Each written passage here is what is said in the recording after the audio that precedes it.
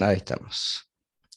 Bien, vamos a seguir con la descripción de bacterias patógenas, ¿sí? Hoy vamos a ver varios casos particulares, ¿sí?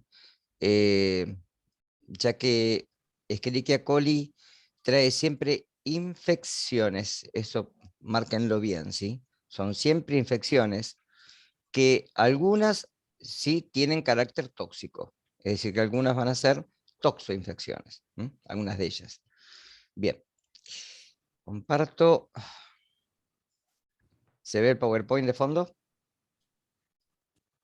¿Sí? Sí, Bien, perfecto.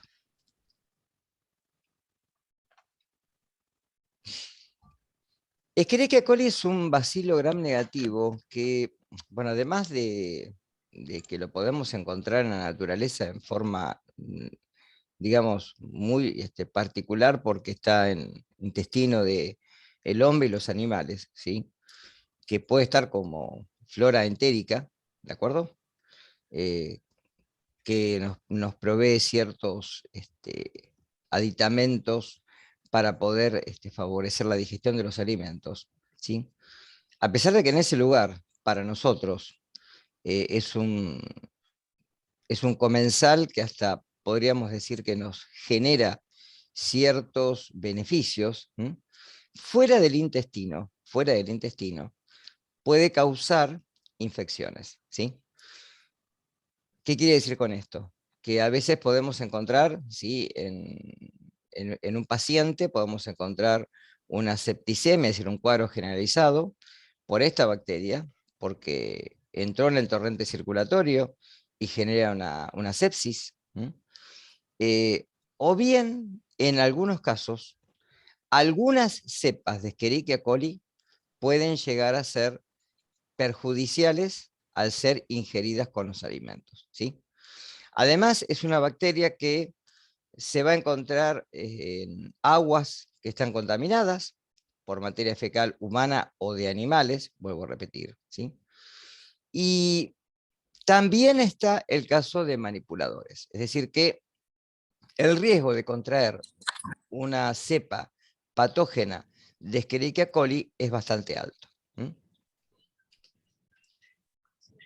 Ahí les puse lo que les dije hoy. Son bacilos gram negativos, tienen la capacidad de o bien oxidar o bien fermentar, por eso son anaerobios facultativos, y no esporulan. Ahora vamos a ver, consiguientemente a este grupo, vamos a ver a bacilos esporulados, ¿sí? Vamos a ver la diferencia fundamental. Este es un mesófilo característico, es una bacteria que además es un indicador, ¿sí? Es un indicador, es uno de los indicadores que podemos tener como indicadores de inocuidad. Es decir, que si esta bacteria está en un alimento, podemos sospechar de que, a pesar de que encontremos una cepa de Escherichia coli que no sea patógena, pero que hay contaminación alimentaria. ¿Está claro esto? Es decir, es un indicador, ¿sí? De inocuidad. Ahora vamos a ver después que hay indicadores de calidad, indicadores de inocuidad. ¿Sí? Este es uno de los indicadores de inocuidad característico, junto con otras cepas de Klebsiella, ¿sí? De Enterobacter, y esas cepas se utilizan generalmente como indicadores, que quiere decir que si encuentro a este patógeno, es muy probable que haya otros, ¿sí? Y otros que estén asociados al hábitat intestinal. ¿Se entiende hasta acá? O sea que se le utiliza como un indicador de inocuidad, además de esto. Bien. Como forma parte de la flora intestinal normal del intestino grueso, no solo del hombre, sino de animales, si encontramos esta bacteria, podemos decir que hay contaminación fecal. ¿Quedó hasta acá? ¿Sí? De los grupos que sí son patógenos, porque hay algunas que son saprófitas, ¿sí? Saprófitas que dice que no causan daño al hombre. Las que nos van a interesar son 4 de los grupos principales. Las que llamamos, ¿sí? acá estamos hablando de Escherichia coli, género, especie. Cuando hablo de enteropatógeno, enteroinvasivo, enterotoxigénico, enterohemorrágico, enteroadherente agregativo o de herencia difusa, son cepas. Es decir, dentro de la misma especie encuentro cepas que tienen otras características. Como por ejemplo, en el enterotoxigénico, generar toxinas, ¿sí? Igual que en el enterohemorrágico.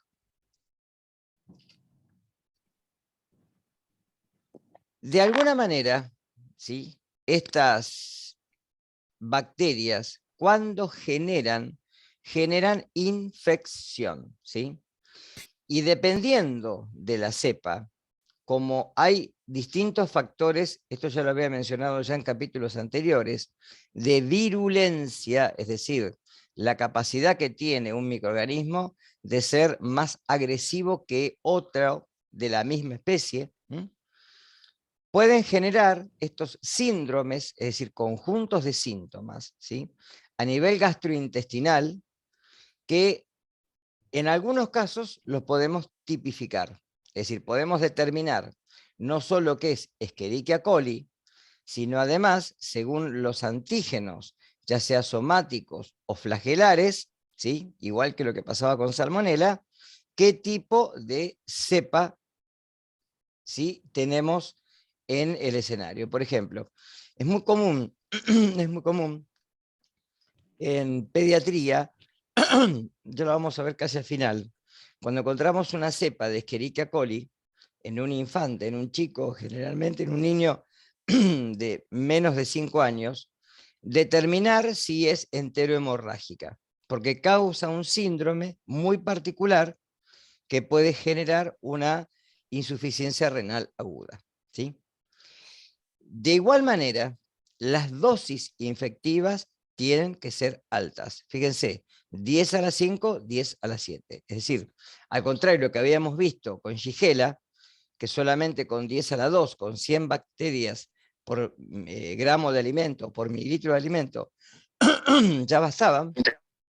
Acá tenemos generalmente dosis infectivas altas. Es decir, que tenemos que darle tiempo o una gran contaminación para que, digamos, pueda generar un cuadro, ¿sí? En este caso, de infección. Bien, comenzamos con el enteropatógeno, ¿sí? Es una, digamos, una patología que se ve mucho en pediatría. Hay 13 serotipos, ¿sí? De la misma bacteria, si que los podemos tipificar serológicamente a través de los antígenos, ¿sí? Y lo que producen es una toxina muy similar a la toxina Shiga, ¿sí? Esta toxina la vamos a ver, la vimos en Shigella, la vamos a ver acá y la vamos a ver en el entero hemorrágico, ¿sí? En este caso, la toxina se produce en muy baja concentración y generalmente va a producir una adherencia a la vellosidad intestinal en donde genera la toxina, y esta toxina y los factores de adherencia propios del microorganismo van a dar un síndrome diarreico no invasivo. Es decir, las bacterias no penetran el enterocito, ¿sí? Hay generalmente cambios que se dan a nivel de la morfología de las células, porque hay cambio en las vellosidades, en las microvellosidades, ¿sí? Que generalmente se da una forma como si, ¿vieron cuando, por ejemplo, van por el campo y pisan el césped, el pasto, ¿sí? O colocan algo muy pesado, que queda esa forma de copa o pedestal? Entonces, acá ocurre lo mismo con la vellosidad intestinal. Esto causa una mala absorción de agua y de iones y provoca un síndrome gastrointestinal diarreico. Por eso, generalmente vamos a encontrar que hay una depresión en la absorción a nivel del enterocito. Esto modifica el transporte de iones, fundamentalmente de cloro y de sodio, ¿sí? Y generalmente trae como consecuencia un proceso diarreico, ¿sí? Normalmente este proceso se autolimita, ¿m? Y si supera generalmente el periodo de 5 o 6 días, hay que medicar con antibióticos, ¿sí?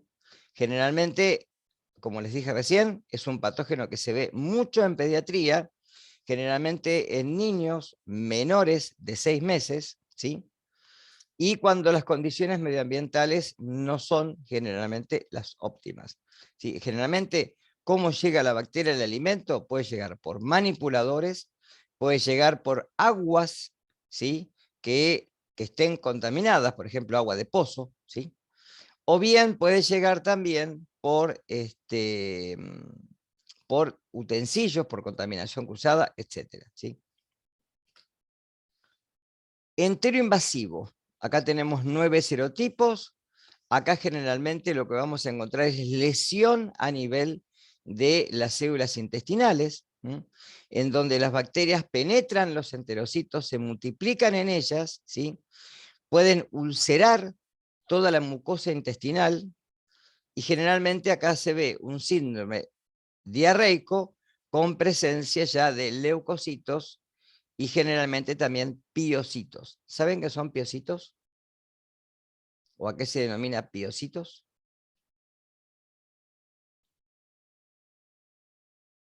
Por algo que puedan haber visto el año pasado en anatomía. ¿A qué denominamos No, piocitos? no sabemos. No escucho. ¿Los leucocitos? Son leucocitos muertos, ¿sí? Es decir, cuando uno tiene un macerado en el que encuentra células que están muertas, que ya tienen, digamos, depresión en la membrana, que uno observa que, que hay un macerado, ¿sí? de células que se encargan de alguna manera de hacer el estallido respiratorio, etcétera, lo que hablamos en inmunidad, ¿sí? Hablamos de glóbulo de pus, ¿sí? o material purulento, ¿sí? Y ahí vamos a encontrar una gran cantidad de piocitos, ¿sí?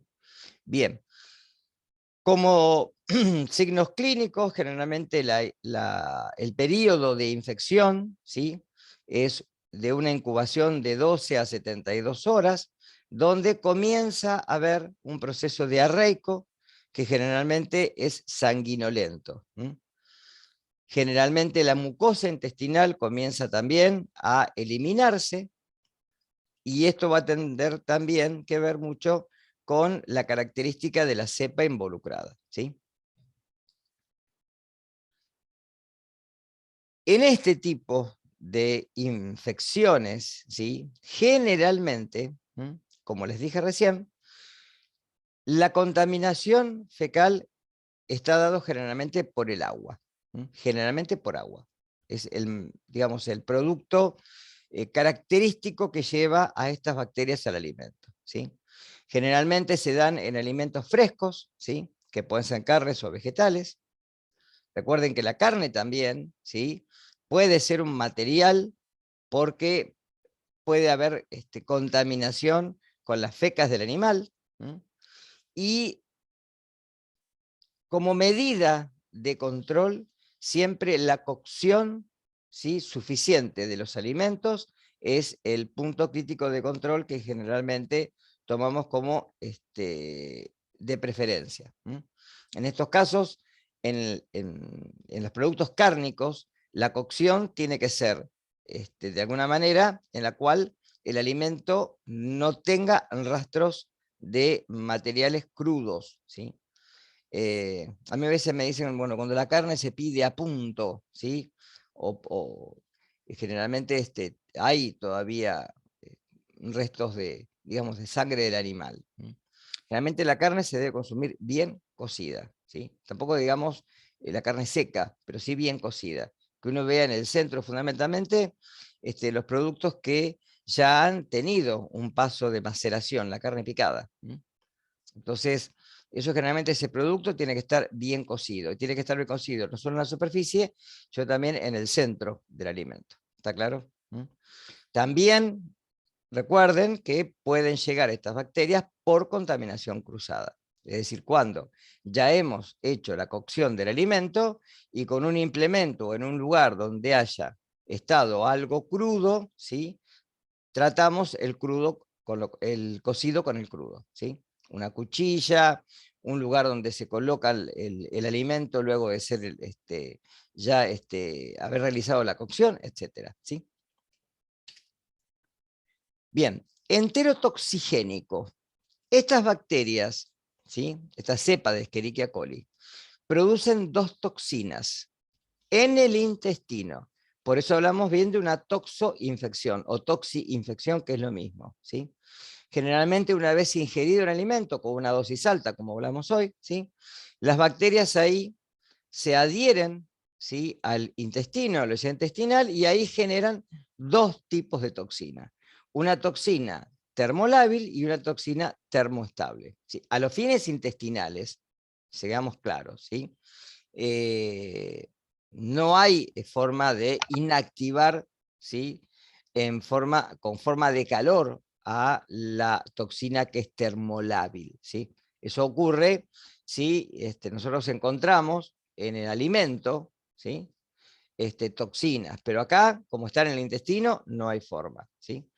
Entonces, esto, y lo vamos a ver varias veces, ¿sí?, producen un fenómeno en el cual las toxinas actúan en el sistema de, digamos, de adenilato ciclasa, ¿sí?, aumentando los niveles de AMP cíclico, que es un segundo mensajero, ¿sí?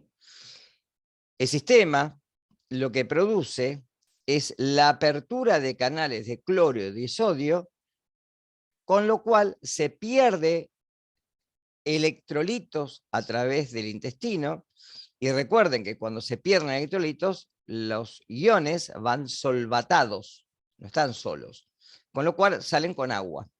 Y esto produce una diarrea, ¿de acuerdo? Un fenómeno diarreico. Bueno, esto es general. Recuerden que las toxinas que son termolábiles son generalmente proteínas de alto peso molecular, ¿sí? Y las que son termoestables son de bajo peso molecular. Esto es general para cualquier toxina, ¿sí? Una toxina, que son proteínas, ¿sí?, de alto peso molecular, con el calor se desnaturaliza. Por eso se dice que son termolábiles. En cambio, una toxina de bajo peso molecular, o un aminoácido, ¿sí?, como el calor no los afecta, decimos que son termoestables. Fíjense que estamos hablando de 86.000 Dalton para una toxina termoestable, y para las toxinas termoestables, la A y la B, hablamos de 2.000 y 5.000 Dalton. Entonces, generalmente lo que nosotros tenemos como referencia es que cuando la toxina, una de las subunidades, ¿sí?, se une a un receptor que se encuentra en la membrana de la célula intestinal, esto aumenta la actividad del sistema guanilato ciclasa, transforma el GTP en GMP, y esto activa al AMP para que se cicle. El AMP cíclico es como una llave que lo que hace es, en los canales de cloruro y de sodio, de catión sodio, ¿sí?, hacer que estos iones abandonen la célula intestinal. Con lo cual, desde ahí se produce el evento diarreico. El periodo de incubación, fíjense, aproximadamente de 12 a 72 horas, bien típico de una infección, ¿sí? En algunos casos, la diarrea puede darse en forma explosiva, con cólicos violentos, ¿sí? Puede haber fiebre y dolor abdominal bajo, no alto, ¿sí? Por eso es generalmente que los vómitos son raros. Eso diferencia, recuerden ustedes, una infección o una toxoinfección de una intoxicación, en donde generalmente el primer síntoma es el vómito, ¿sí? Se autolimita, generalmente de 1 a 7 días, y generalmente hay que tener cuidado con la población pediátrica.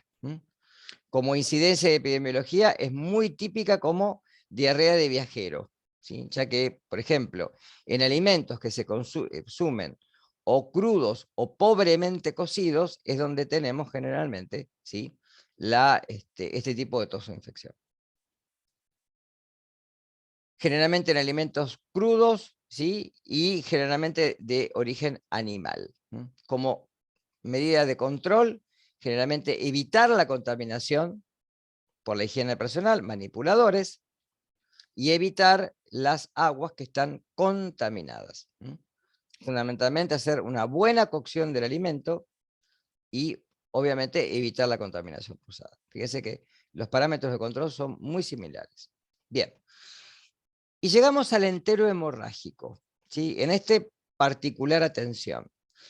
Escherichia coli entero hemorrágica, ¿sí?, es una cepa de Escherichia coli que produce unas toxinas denominadas verocitotoxinas. Estas toxinas producen una diarrea sanguinolenta, generalmente en población infantil, ¿sí? Es muy parecida la toxina que se genera, ¿sí?, que son de 3 tipos, ¿sí?, BT1, BT2 y BT3, a la toxina Giga, la misma toxina que vimos en Shigella dysenteriae.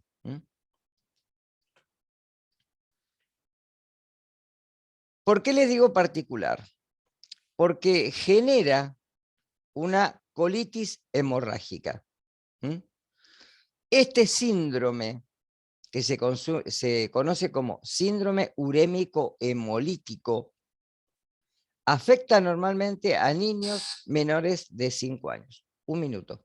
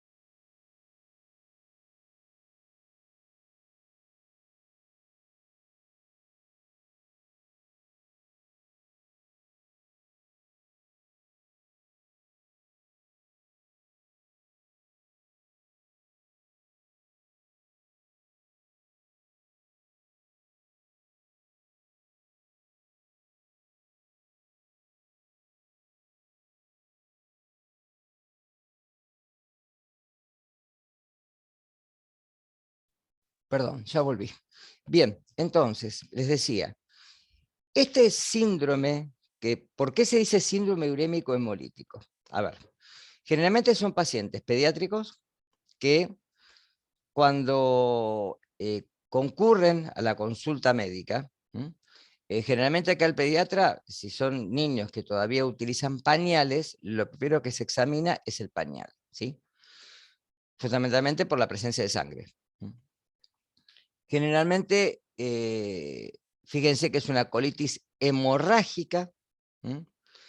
Produce dolores abdominales muy severos, ¿sí? Generalmente hay un, un síndrome febril, pero generalmente muy difuso, ¿sí? Se dematiza mucho la mucosa colónica y por eso la materia fecal es sanguinolenta. La pérdida, generalmente, de sangre a través de materia fecal trae una disminución del hematocrito, ¿sí? O sea, de la cantidad de glóbulos rojos que hay en sangre. Esto genera una anemia microangiopática que trae como consecuencia una insuficiencia renal aguda. ¿Está claro? Por eso generalmente los pacientes entran en diálisis intraperitoneal y hay que monitorizarlos diariamente midiendo urea y creatinina. ¿De acuerdo? ¿Estamos? Es muy importante, ¿por qué? Porque somos zona endémica. Argentina es uno de los países que más casos de síndrome urémico tiene en el mundo. ¿Estamos hasta acá?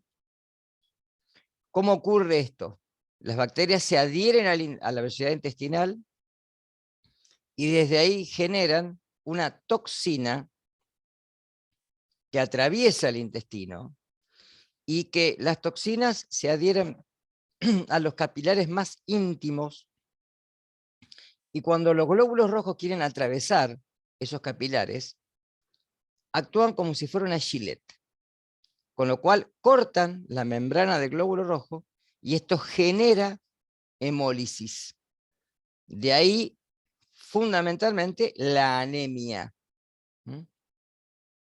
¿Estamos?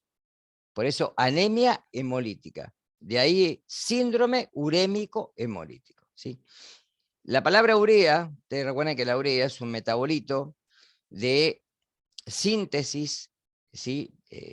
Directamente hepático, pero lo que realmente se evalúa en el laboratorio, que se pide a través de terapia intensiva, pues los chicos entran en terapia y entran en diálisis, lo que se solicita generalmente es creatinina y la urea, las dos.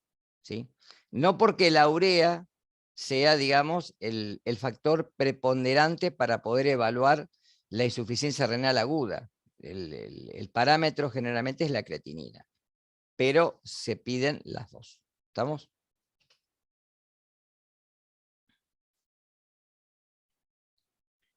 Entre los efectos que se ven es cambios morfológicos en la célula, ya lo dije esto, ¿sí? Hay una actividad generalmente incrementada en las criptas, hay infiltración de células polimorfonucleares porque la infección es bien intestinal, y estas modificaciones hacen siempre que las verocitotoxinas, ¿sí?, lleguen directamente hacia los lugares en donde se puedan acoplar y actuar como, les dije recién, como verdaderas gilet. Con lo cual acá generalmente vamos a encontrar un sangrado intestinal profuso. Acá les puse, generalmente la anemia hemolítica, el hematocrito disminuye por debajo del 30%, y se ven los esquistocitos. Esto se pide mucho en el laboratorio. ¿Qué son esquistocitos? Es el glóbulo rojo crenado, es decir, como si fuera una cáscara de huevo rota, por esto que le acabo de decir. Generalmente la creatinina está por encima del miligramo por decilitro.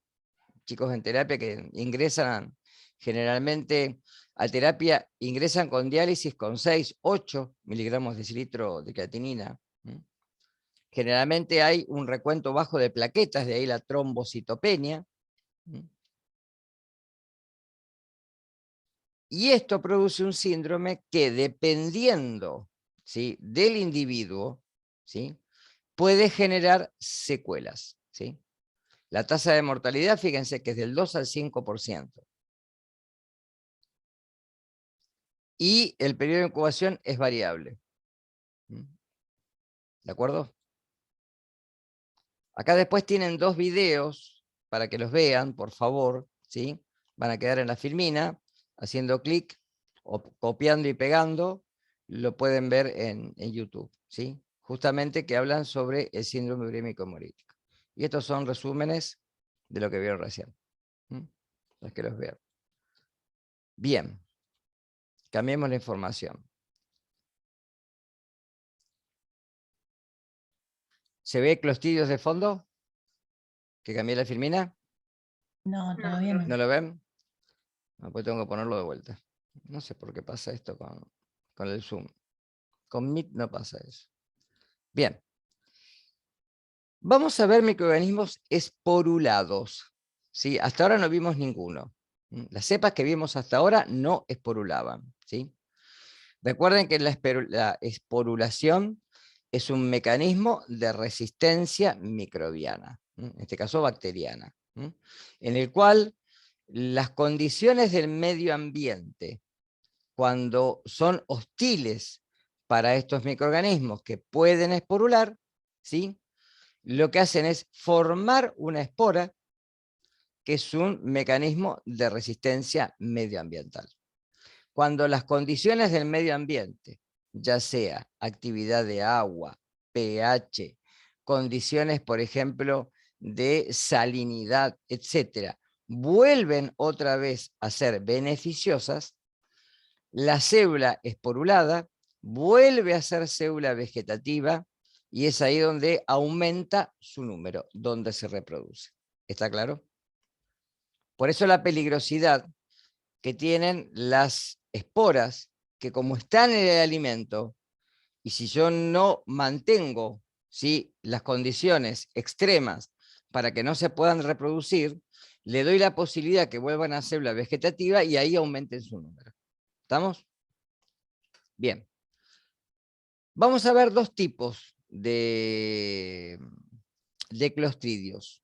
Clostridium botulinum, que es el microorganismo responsable de el llamado botulismo, que hay dos formas, el botulismo común, ¿sí?, y el botulismo infantil, ¿sí? Son dos tipos de, digamos, de procesos patológicos distintos. Estos bacilos son bacilos gram positivos. Fíjese que hasta acá no vimos ninguno. Eran todos, ¿sí?, bacilos gram negativos, y el único coco gram positivo que vimos fue el estafilococo. Esto para que cuando hagan los resúmenes marquen estas diferencias, ¿sí? Son esporulados, ¿sí? Son anaerobios estrictos. Esto implica que el oxígeno les es letal. No crecen en condiciones de oxígeno.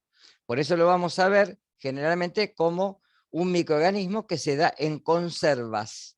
Generalmente conservas de carne o conservas de verduras. Produce gas, de ahí que es digamos, el tema de las latas que están hinchadas. Es decir, no es la lata que está abollada, ¿sí?, sino la lata que presenta en su interior, ¿sí?, una especie de característica en el cual, ¿sí?, la lata se hincha. Es decir, que hay un producto que está produciendo gas en su interior. Son ubicuos en la naturaleza, lo encontramos generalmente en el suelo, lo encontramos también en la piel de los animales, etc. Y la fuente generalmente son conservas, tanto de material de tejido animal como vegetal. Generalmente se dan en alimentos donde el pH puede ser mayor a 4,5. ¿Se acuerdan que leímos por allá que también, y lo van a ver ahora, que también en pH de 4,5 se pueden dar, ¿sí? Generalmente en embutidos, pescados crudos, ahumados, etcétera, los vamos a encontrar. Y normalmente, como les dije recién, en alimentos enlatados. Generalmente cuando la acidez puede ser media o baja. Generalmente en el alimento se agregan, generalmente las conservas. ¿Qué se le agrega a una conserva? Normalmente. ¿Qué le agregamos cuando hacemos una conserva? Para acidificar el medio. Vinagre. Vinagre, generalmente vinagre. Pero hay que ver, porque ustedes recuerden, si las conservas son cárnicas, ¿sí? El pH generalmente de la carne es alto, con lo cual hay que verificar justamente cuál es la acidez de ese producto, ¿sí? Y en este caso, las esporas que pueden sobrevivir durante generalmente el acopio del producto, ¿sí? Generalmente, o sea, se hace la conserva, obviamente se enlata, ¿sí? Generalmente hay un tratamiento térmico para esto, y luego se almacenan, ¿sí? Y generalmente acá lo que producen es, durante ese periodo, ¿sí? Vuelven a la célula vegetativa, porque tienen condiciones de anaerobiosis, porque las latas están cerradas, y ahí generalmente aumentan su número.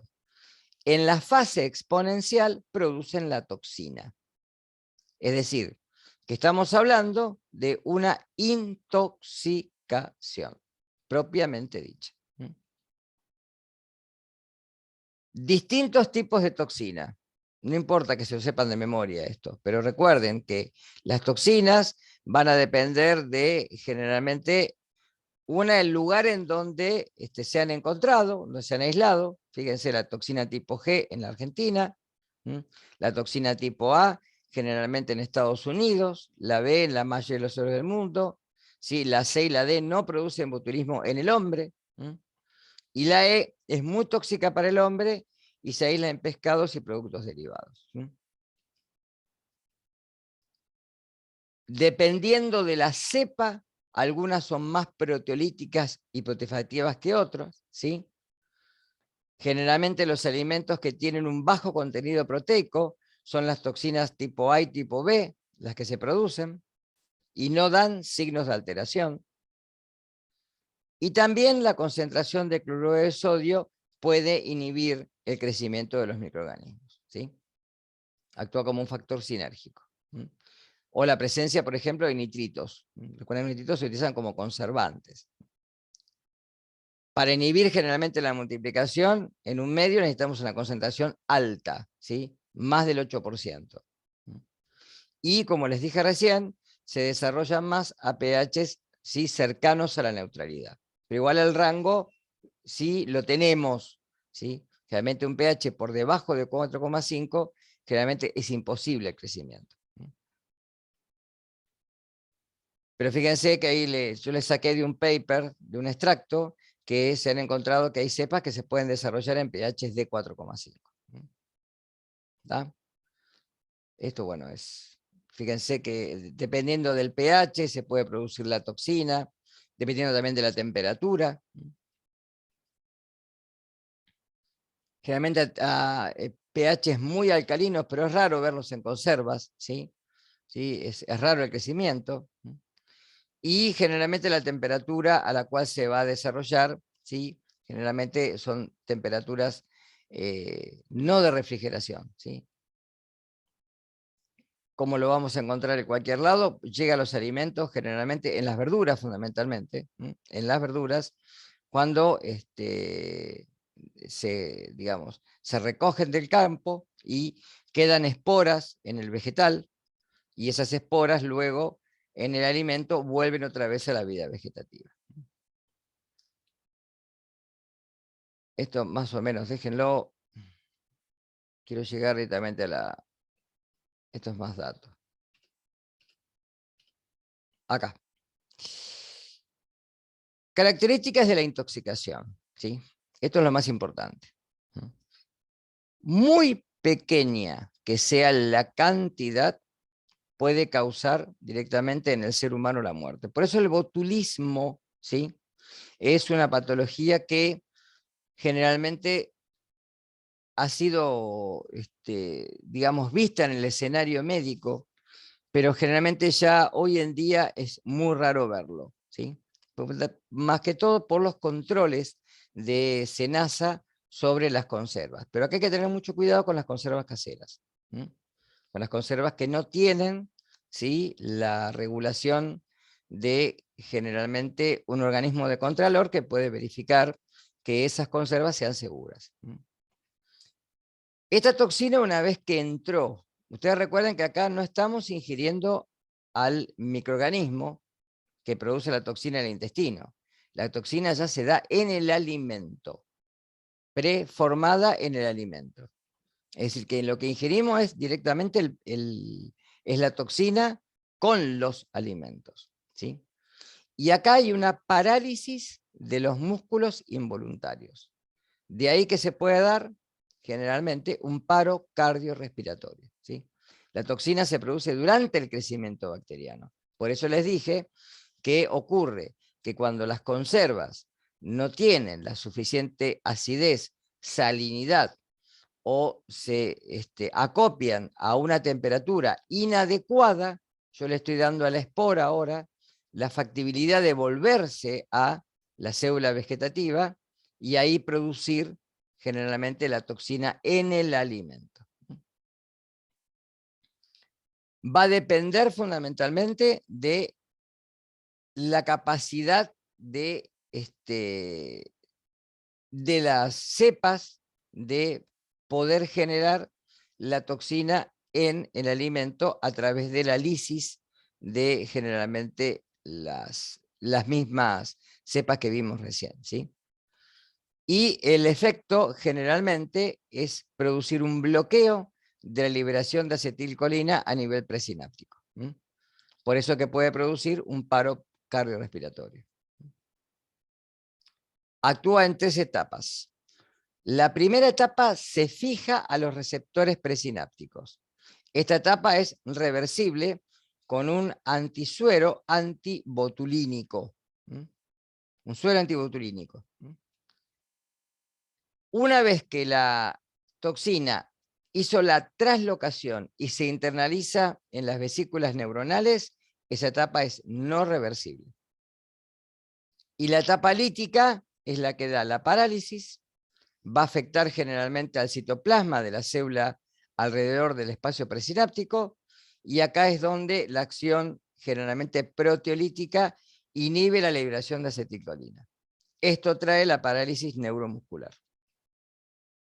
Acá lo tienen. Esto es el efecto normal y este es el efecto de la toxina botulínica.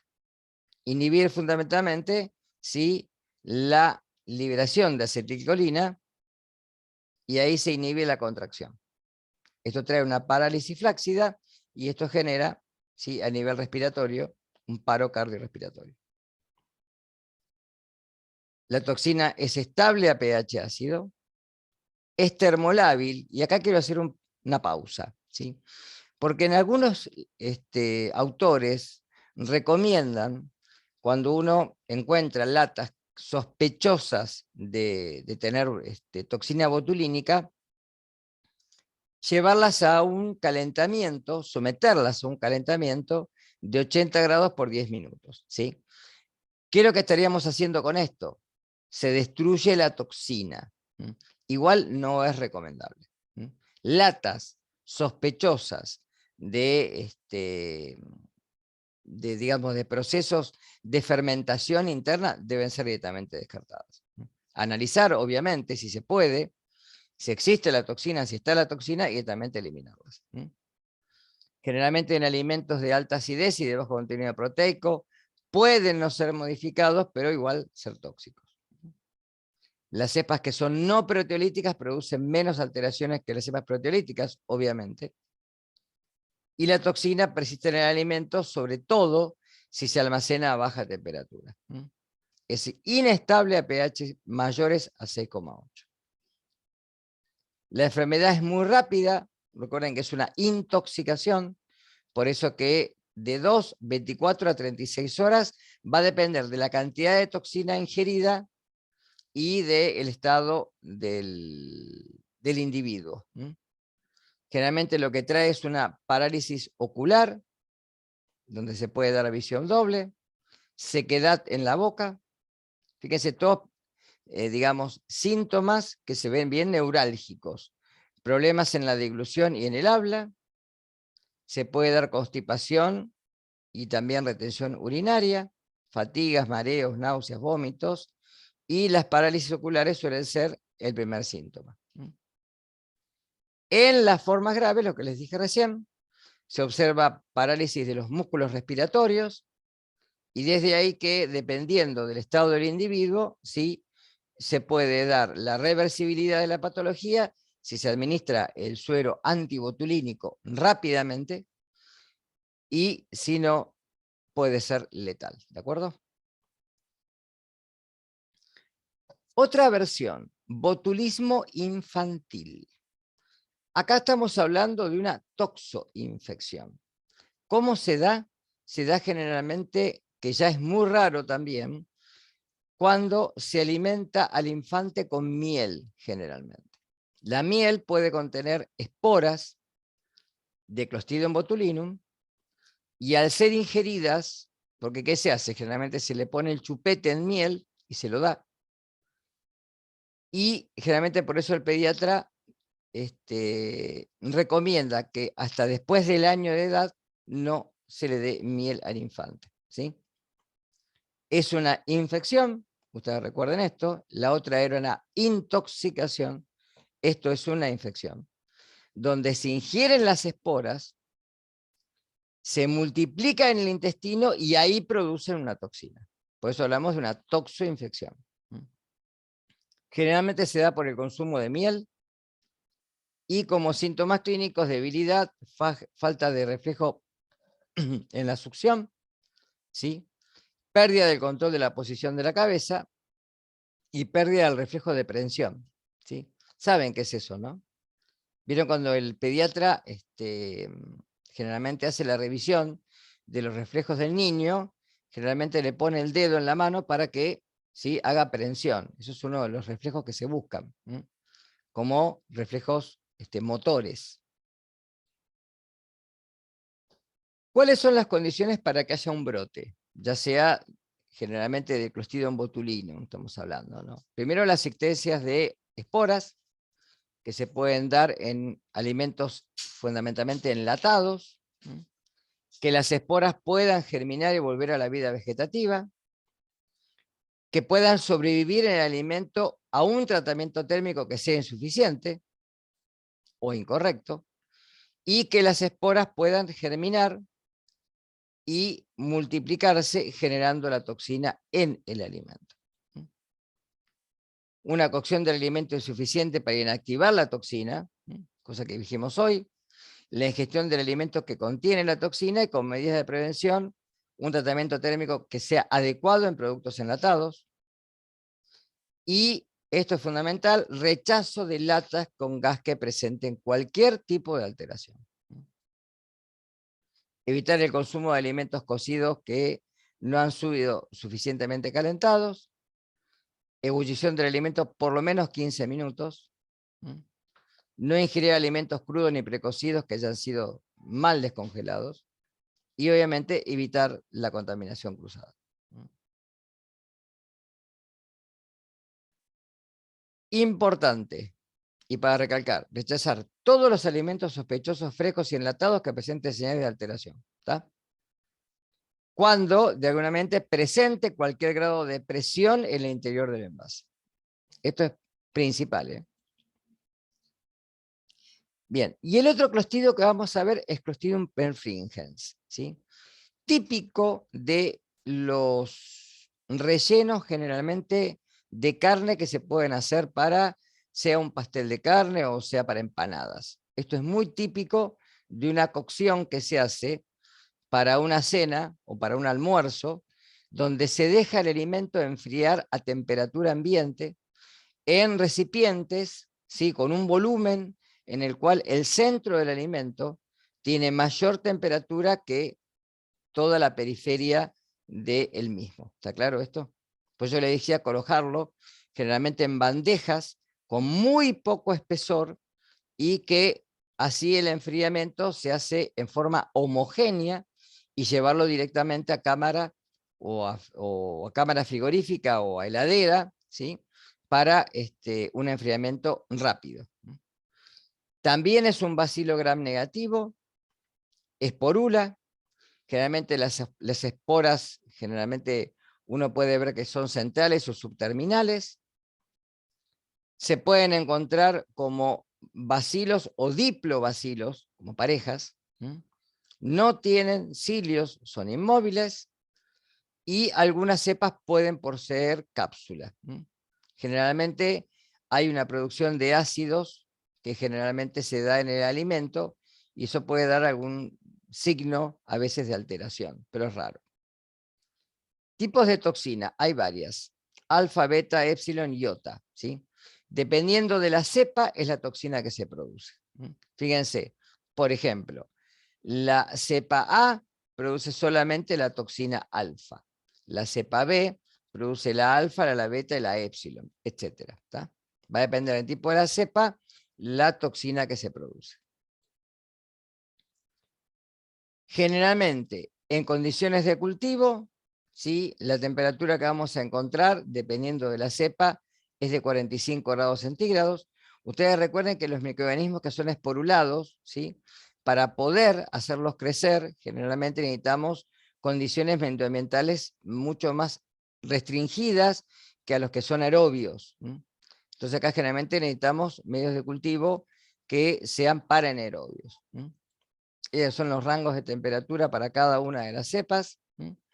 Fíjense que la presencia de bilis esculina hasta el 20% generalmente inhibe el crecimiento del germen.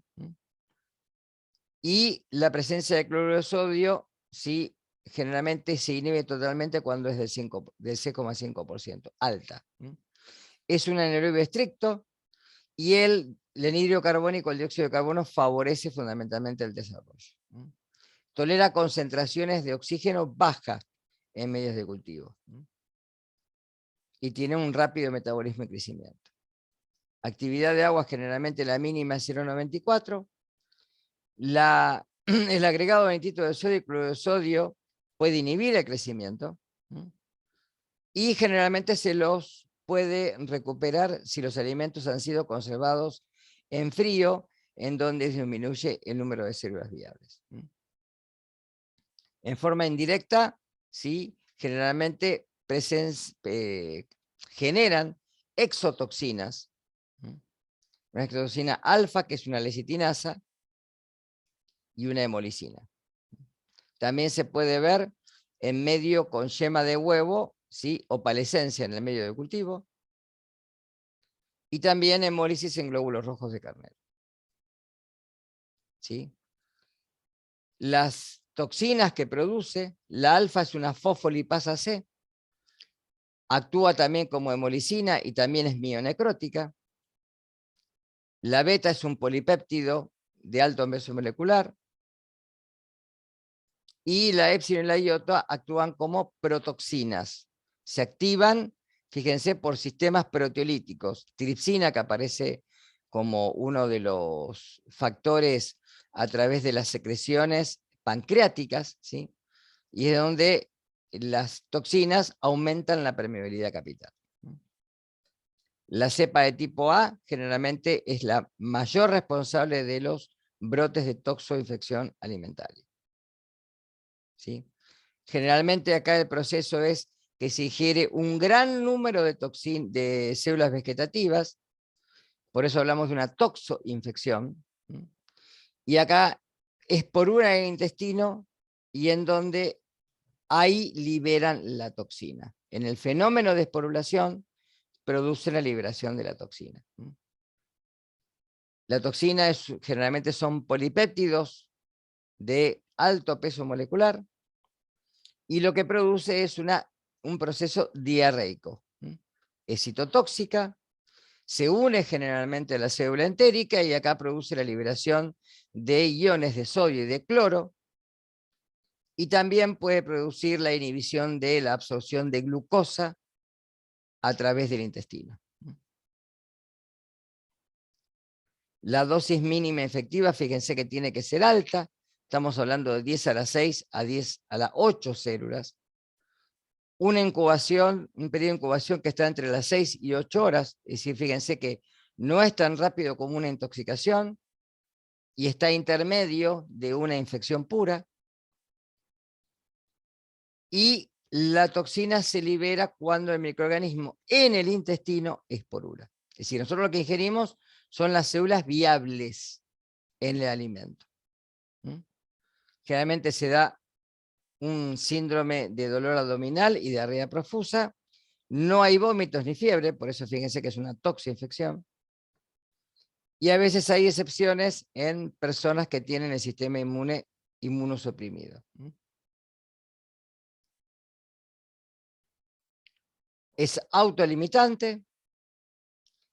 Hay una versión que van a leer en uno de los papers que les dejé, que se llama enteritis necrotizante, PICBEL, que generalmente es muy rara, ¿sí? Va a depender mucho de la cepa y generalmente la que mayormente la produce es la de tipo B. Fundamentalmente es, por eso PICBEL es por consumo de carne de cerdo. Se puede dar una gangrena a nivel intestinal, en donde hay una toxemia, ¿sí? Generalmente grave y severa, pero es rara. ¿Cuáles son los alimentos implicados?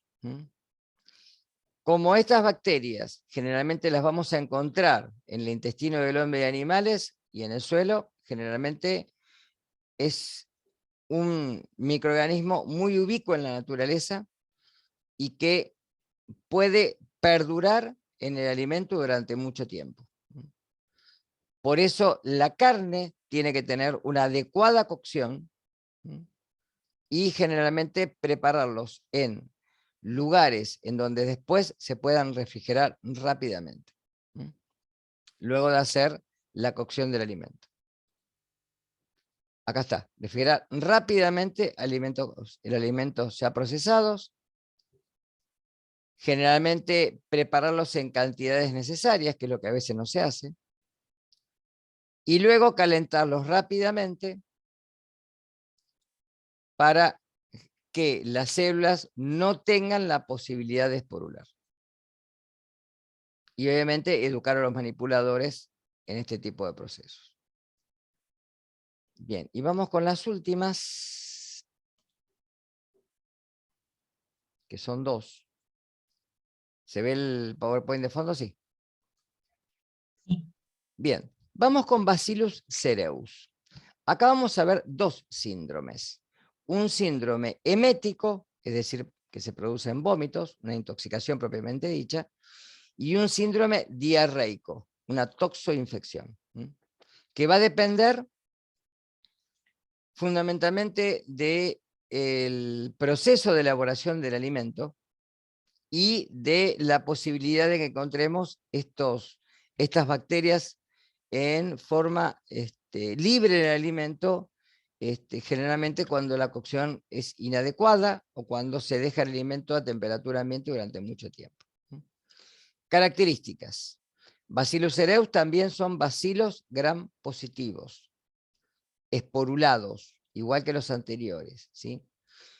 Hay móviles, pero hay cepas que pueden ser inmóviles. Es decir, acá hay generalmente de los dos tipos, ¿sí? Son anaerobios facultativos. Las bacterias lácticas generalmente pueden inhibir el crecimiento, actuar como competidores, ¿sí?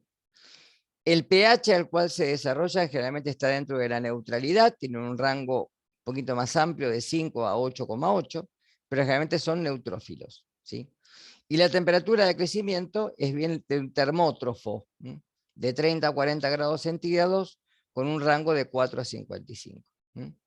Generalmente la temperatura máxima para desarrollar la germinación ronda los 50 grados centígrados. Es muy abundante en la naturaleza.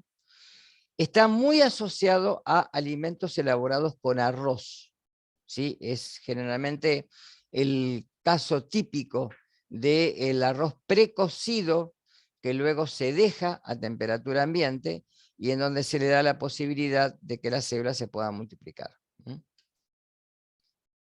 Y entonces tenemos que se pueden dar, dependiendo, ¿sí?, de la presencia de esas esporas termorresistentes, dos tipos de toxina. Una toxina emética que produce un síndrome emético, es decir, una intoxicación, y una toxina diarreica que produce un síndrome diarreico, una toxoinfección. Síndrome diarreico, empecemos por este, ¿sí? La toxina es termolábil, pero como se desarrolla en el intestino, ¿sí? No hay posibilidad de inactivación, ¿sí? Se elabora durante la fase exponencial de crecimiento. Es decir, que acá ingerimos las esporas y cuando las esporas vuelven a la vida vegetativa, se reproducen en el intestino y en la fase exponencial producen la toxina. La toxina, igual que la que vimos anteriormente, estimula el sistema de AMP cíclico por el sistema de lenatociclasa y esto favorece la salida de cloruro de sodio a nivel intestinal con la pérdida de electrolitos y agua. Y acá generalmente produce el síndrome diarreico. Entonces, alimento. Se lo calienta. Las esporas que pueden sobrevivir al tratamiento térmico quedan en el alimento. El alimento se consume. En el intestino, las esporas germinan a células vegetativas y elaboran la toxina. Es decir, una toxoinfección. ¿Queda claro? Periodo de incubación, fíjense, de 8 a 16 horas. En las toxoinfecciones es muy típico esto. Un síndrome gastrointestinal típico con dolor abdominal, diarrea profusa. Generalmente no hay ni vómitos ni fiebre. Ustedes recuerden, vómitos en una intoxicación, fiebre en una infección pura. Se autolimita normalmente en 24 horas y generalmente los alimentos implicados pueden ser platos de carne, sopas, purés, platos de legumbres. Y como control, generalmente impedir la germinación de esta bacteria en los alimentos y generalmente hacer una buena cocción y luego refrigerarlos rápidamente. Síndrome emético. Acá tenemos una toxina de bajo peso molecular, es decir, que es termoestable. Se elabora en la fase estacionaria de reproducción bacteriana. Entonces, miren la diferencia, por favor. Tenemos el arroz que tiene las esporas, ¿sí? El tratamiento térmico selecciona también las esporas que son termorresistentes. Enfriamiento a temperatura inadecuada. Esto es muy importante, porque acá lo que produce es que si hay un alto inóculo y hay varias temperaturas a una temperatura que generalmente esté por encima de los 25 grados centígrados, las esporas germinan y se multiplican. Y en el alimento, ¿sí?, esporulan y ahí elaboran la toxina, que queda en el alimento. ¿De acuerdo? Por eso lo que tenemos es un periodo de incubación de 1 a 6 horas, muy rápido, porque lo que ingerimos es directamente la toxina. Y fíjense la diferencia con los síntomas. Acá encontramos náuseas, vómitos, no hay fiebre, muy infrecuentemente dolor abdominal y diarrea. Todo lo contrario al anterior. Por eso decimos que es una intoxicación. También se autolimita en 24 horas y los alimentos implicados generalmente pueden ser cereales y dentro de estos principalmente el arroz, ¿sí? También se puede dar en pastas, en cremas, pasteurizadas, etc. Alimentos asociados, recuerden, para cualquiera de los dos. Se encuentra corrientemente en el suelo y generalmente se puede aislar de una gran variedad de alimentos. Cuando las esporas pueden sobrevivir los tratamientos térmicos es donde sí los podemos encontrar, fundamentalmente en cereales, harinas, en especias, en la leche, etc. Y generalmente en alimentos preparados con carne, ¿sí? La presencia de proteínas y aminoácidos generalmente ¿sí?, pueden darle más factibilidad para un pH intermedio y que se produzca la toxinfección.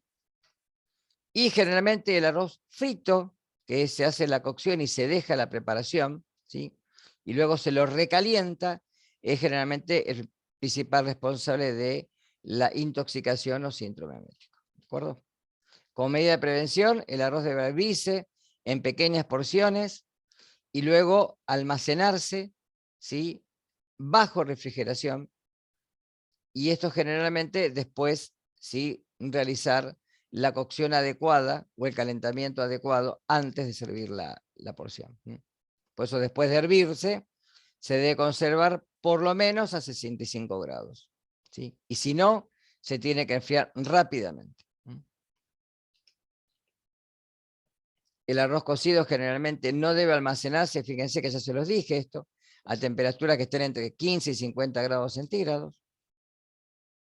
Y también generalmente, si el huevo batido puede darle un contenido de albúmina también, ¿sí?, que generalmente es una proteína que le puede dar un pH más neutro a la preparación, ¿sí?, si no usar obviamente huevo líquido, ¿no?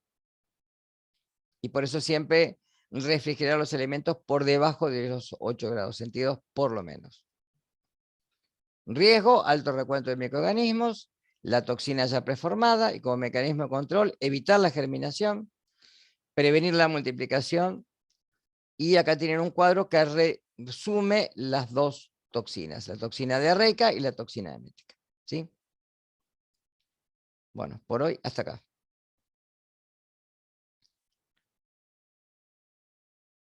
¿Pudieron hacer el cuestionario? Eso me interesa. ¿Sí? Ahora, bueno, ahora tienen, la semana que viene ya termino con la parte de vibrios, Yersinia y Campylobacter y Listeria, que son las bacterias que me quedan, y hasta ahí sería hasta el parcial. ¿Sí? ¿Dudas del cuestionario? ¿Alguna pregunta de lo que ya vimos?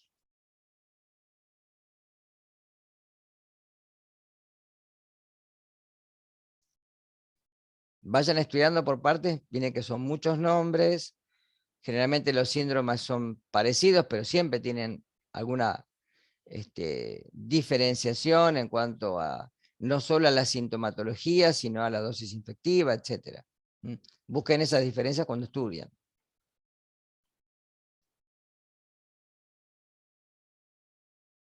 Vamos, los escucho, a ver si tienen alguna duda hasta acá. Fíjense que ahí tienen un material abundante para leer.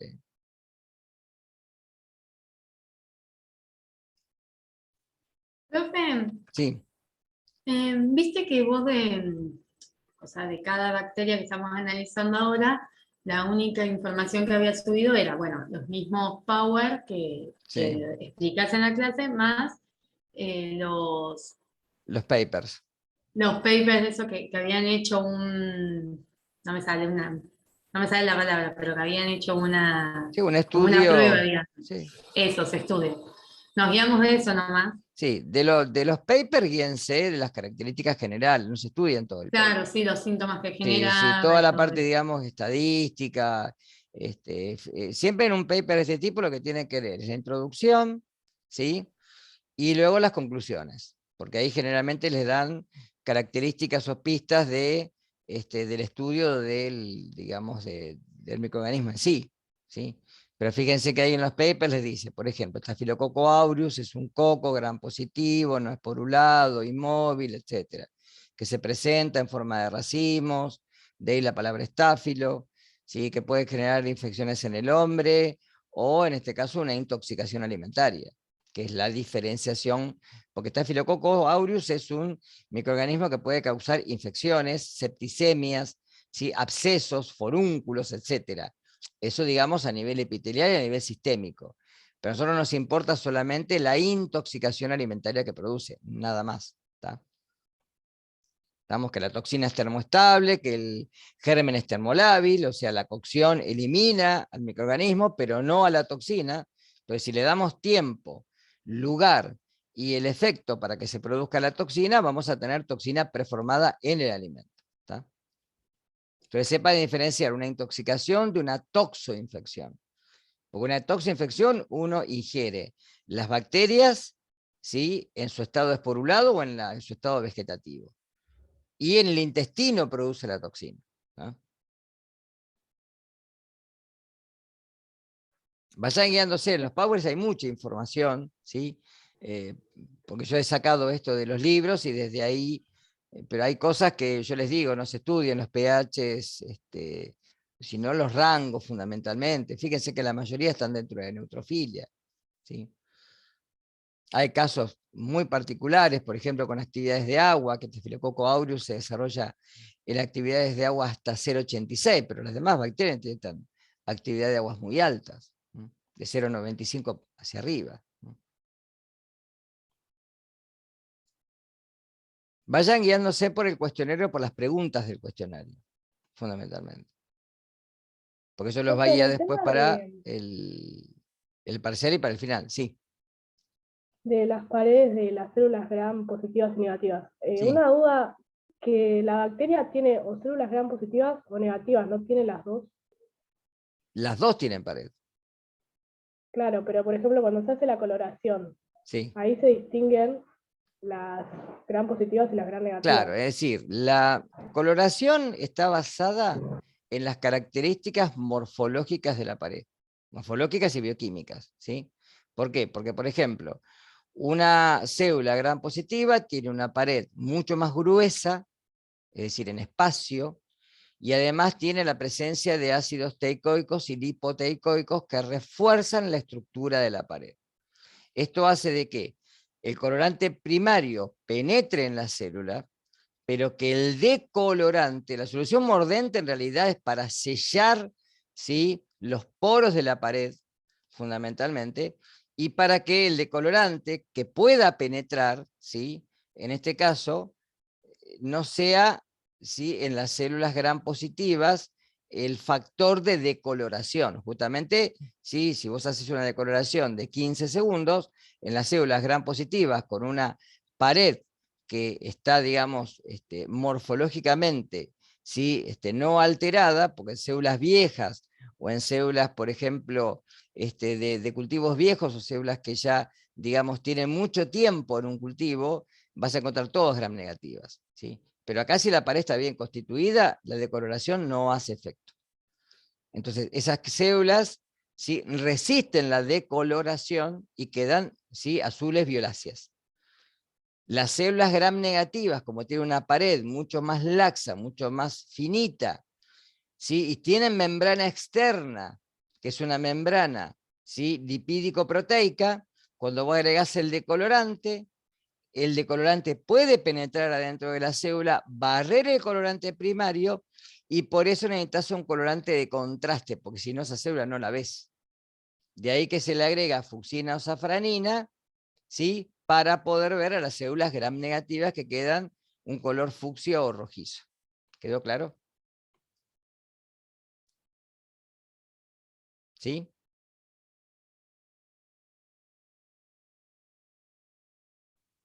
Sí, ¿Algo más? Aprovechen, vamos.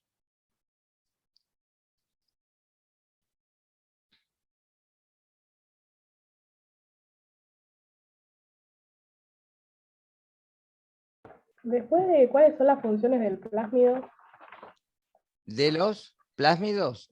Los plásmidos, recordad que son estructuras de ADN bicatenario, o sea, doble cadena, igual que el ADN genómico, ¿sí?, con, son, digamos, muy chiquititas, ¿sí?, pero que contienen generalmente genes de resistencia.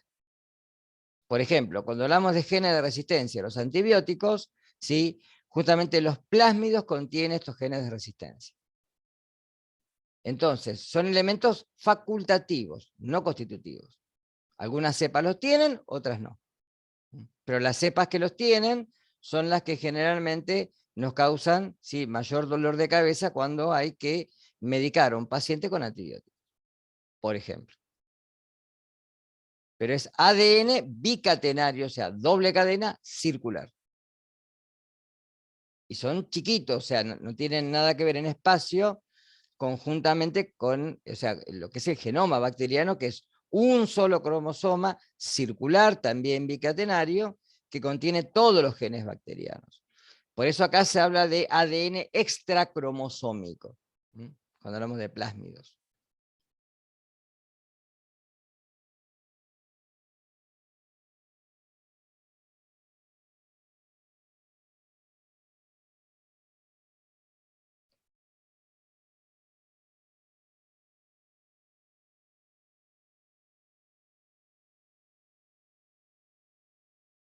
¿Algo más?